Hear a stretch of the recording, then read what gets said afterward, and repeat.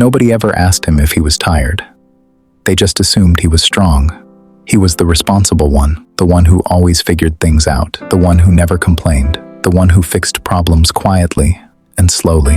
That became his identity. It started early. Before he even understood what responsibility meant, he heard things like, "You are the first. You must set the example. Your younger ones are watching you." When money was tight, he noticed. When bills were unpaid, he noticed. When tension filled the house, he noticed. Nobody officially appointed him, but somehow he became the silent observer of every problem. He learned quickly, do not be a burden. Do not ask for too much. Be strong. And so he did. Then one day, he stopped being just a child. Circumstances promoted him, not because he was ready, but because someone had to step up. He became the man of the house. Everyone praised him. Such a responsible boy, so mature, so dependable. Don't worry, you'll do Nobody great. saw what it cost him, because responsible people do not get checked on. They get relied on. Adulthood did not reduce the pressure, it multiplied it. School fees, rent, medical bills, utility bills, burial contributions, church contributions, emergency calls that always begin with, "Please, I need your help." He wanted to build his own life, start a business, travel, invest, rest. But every time he tried to save for himself, life reminded him, you are the responsible one.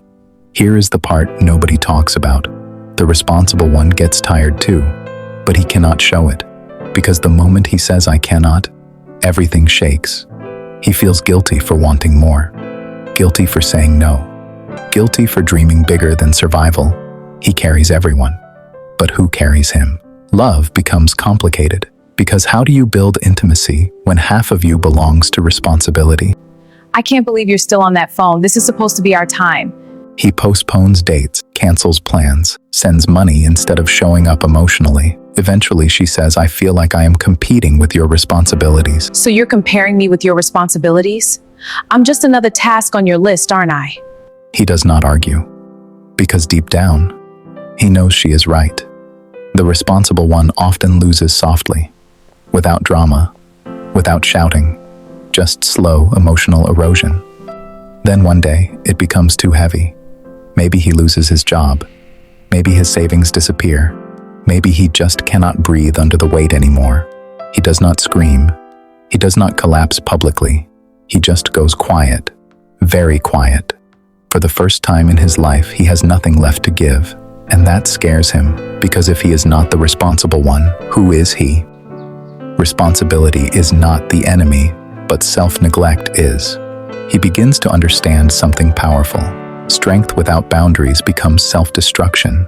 Being dependable does not mean being available at the cost of your peace. Helping others should not mean abandoning yourself. His voice trembles the first time he says no, but the world does not end. It adjusts. He starts building quietly again. This time, not just for survival, but for himself. He still helps, but with limits. He still supports, but without sacrificing his entire future. Responsibility remains part of him, but it is no longer his prison. If you are the responsible one, this is for you. You are allowed to rest. You are allowed to grow. You are allowed to choose yourself sometimes. Carrying everyone does not make you invincible. It makes you human, and even the strong ones deserve support. Who checks on the strong one?